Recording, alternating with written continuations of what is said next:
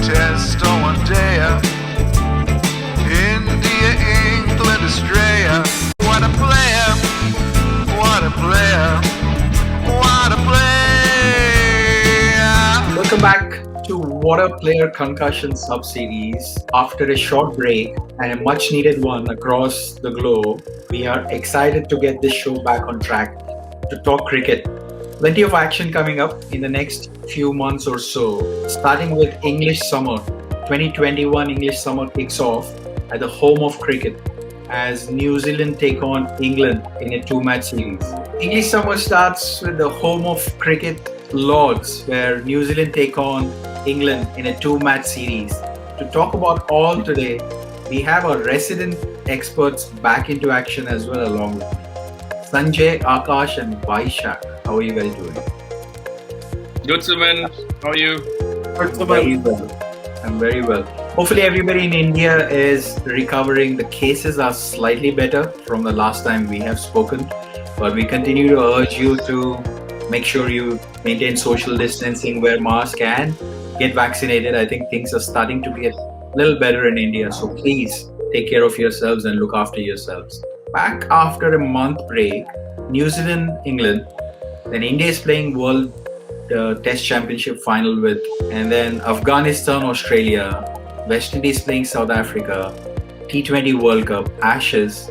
Exciting? Happy? What do you guys think so far? We have the IPL also in between, with the recent news that IPL is going to happen in UAE. So that's also another thing which is going to happen. I'm just happy that red ball cricket is back and hopefully we'll have more crowds coming in and watching the games, which has been missing for a while. So fingers crossed, everything goes well. No more cancellations, postponement, etc. And players are safe and sound, and we can have some good cricket over the summer. Absolutely thrilled. I mean, IPL stopped in between. It felt like somebody has taken out life out of us. So back talking about cricket again.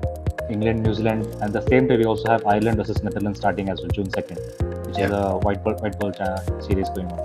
So good times coming up.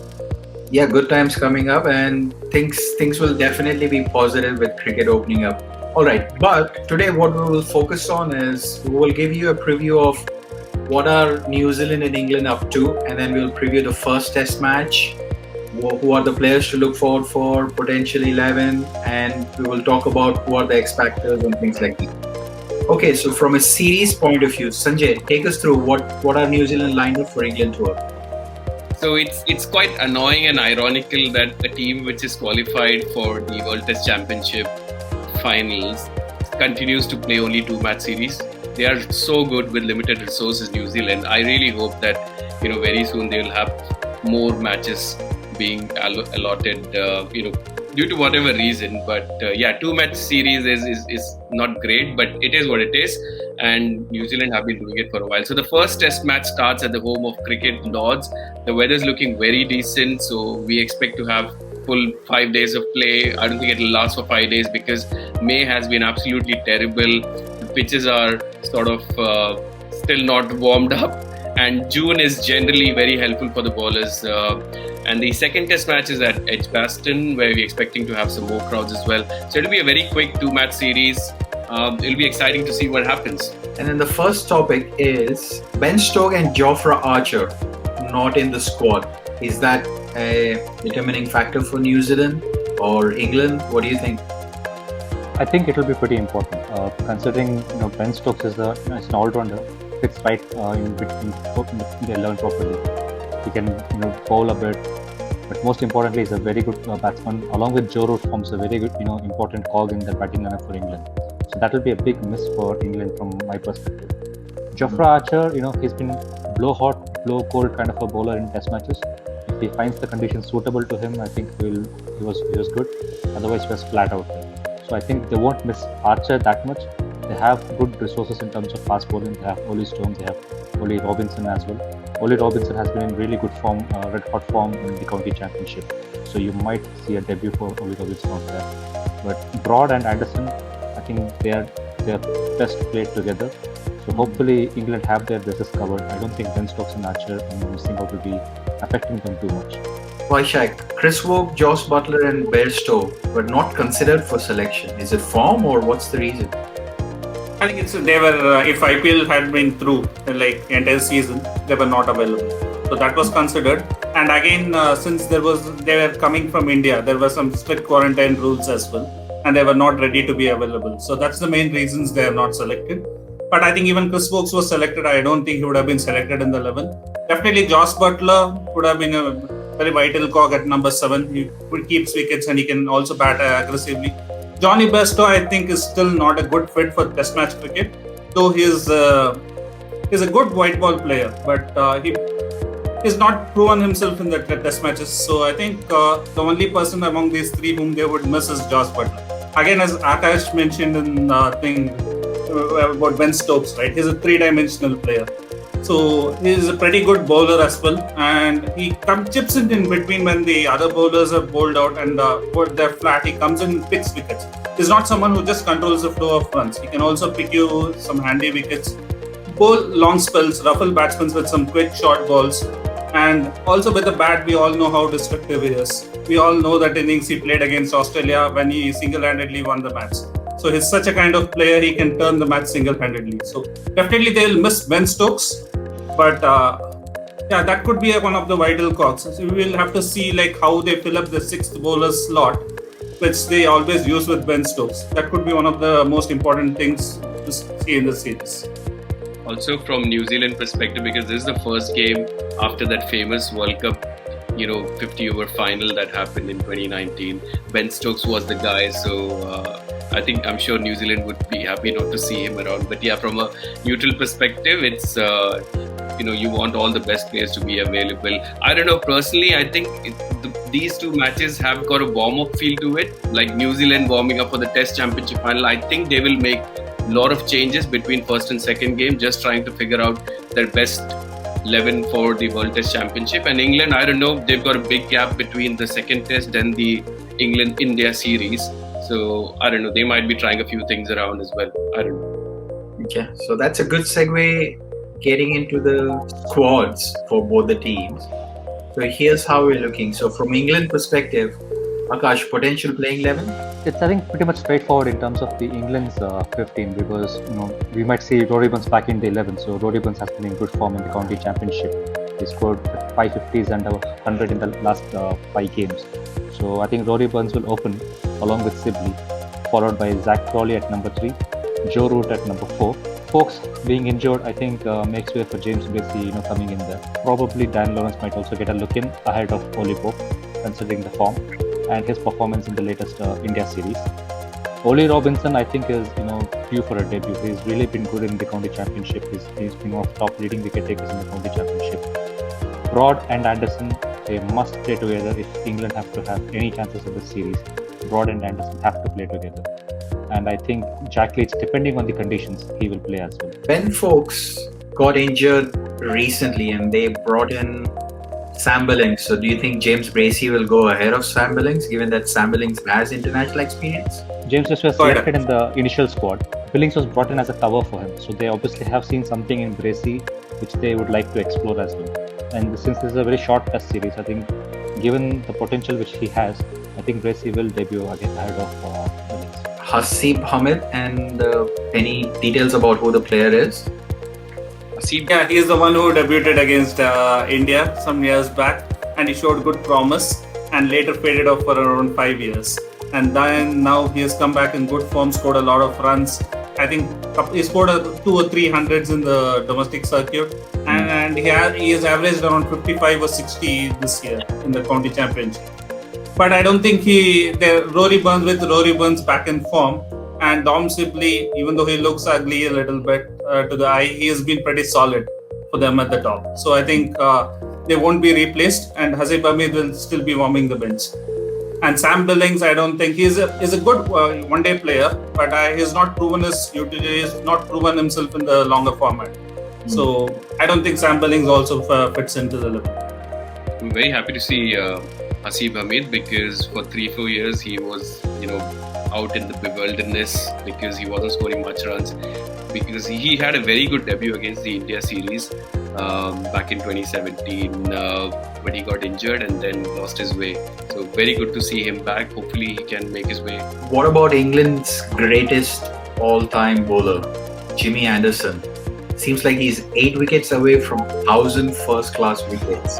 And I was exchanging some posts with Vinay Govindraj in our Facebook group that who will probably breach a Kumble or a Muralidharan wicket. So do you think Anderson's got it to push that forward, or do we have a chance to breach Kumble and Muthaiya Muralidharan? From an Indian perspective, I think subcontinent perspective, हम लोग अपने spinners को उतना credit नहीं देते when they pick wickets on turning wickets. Anderson, for majority of his cricket, has played in England seam-friendly conditions. To his credit, supremely fit. Like he's reversing in his age basically. He looks absolutely fit for another 5-6 years. So great bowler, the best England have ever had probably. Match-winning bowler in England conditions. So I think he will become the 8 bowler to pick up 1,000 wickets. But whether he passes Kumble or not, maybe not. We'll have to see. But with lots of cricket coming up and England always play a lot of cricket, I think he's got a good chance. I would like to slightly differ from Sanjay out here. Yes, he is a goat when it comes to England conditions. But I also feel that among the all fast bowlers which we have seen in this generation, he's been one of those guys who has done well even in subcontinent. Even in India, as well as Sri Lanka in the recent evidence which we got there. He's got this natural ability to reverse the ball, which not many fast bowlers have. I think I can remember of only Dale Steyn maybe, or the Australian trio who were at the top of their form in 2000s. But considering others, Anderson has done fairly better in subcontinent conditions as well. So in that regards, I should say Anderson is one of the goats of the England cricket as well. In terms of beating records, Kumble still might be possible, but Muthaiya Muralidharan definitely out of question. I would like to add on one thing here. I recently saw a video of Sachin Tendulkar actually explaining the reverse swing of James Anderson and why it is how we can reverse the ball both ways and why it is so tough to pick. That makes him a very great bowler. And as Akash mentioned already, he is proven in all conditions. He's proven in subcontinental conditions also. In the last tour, maybe he did not take that much wickets. But if you look at the previous tours he has been one of the top wicket takers. With the reverse swing, he has troubled some great batsmen. They are great Indian batsmen of generations like Tendulkar, Dravid, all these people. So that shows his class. And the way he was over the top of Virat Kohli 2014, and that even now has been billed as the top contest in the upcoming series. So he is a great bowler. He is like an old wine, getting better with age. His hairstyle has also got better over the years along with his bowling. Yeah, absolutely. Yeah, I think England are slightly weak squad. I think Joe Root and Jimmy Anderson will be key for this series. Joe Root primarily because we've seen in versus India, he scored I think 400, 500 odd runs in the 4 test matches, and even versus Sri Lanka, he was in red hot form. So I think Joe Root and Jimmy Anderson will be the factors. So let's switch to New Zealand. Let's not forget one thing. Stuart Broad also has a very impressive record at Lords. Switching to New Zealand squad, what do you think of preparation to World Test Final after the 2 series? So firstly, their squad obviously is much bigger because of quarantine and whatnot. The notable omission or the player missing is Trent Bolt, because he is not available for the first couple of tests. He will be available for World Test Championship final. I think this is such a great opportunity for New Zealand to warm up, try out everything they want to against England, because I personally think this will be the first and the last time we'll see a World Test Championship happening, considering how badly it's been managed and whatnot. India has obviously made it, but for New Zealand it's a great opportunity. They will have the upper hand, and I think they should try and work out who their best combination is. I think they will beat England 2-0 as well. I strongly feel too it will be the 1-0 New Zealand or 2-0 New Zealand. And it's a big call, England home series. So Vishak and Akash, your thoughts? Yeah, first let's go through the 11. What could be the New Zealand 11? So the first thing, they would open with Blundell and Latham. So Latham has been one of the top openers across the world. And as I always say, he's one of the top openers along with Karunaratne. And they both are the best openers at the moment. And then Williamson is a class player apart. He can play in any conditions.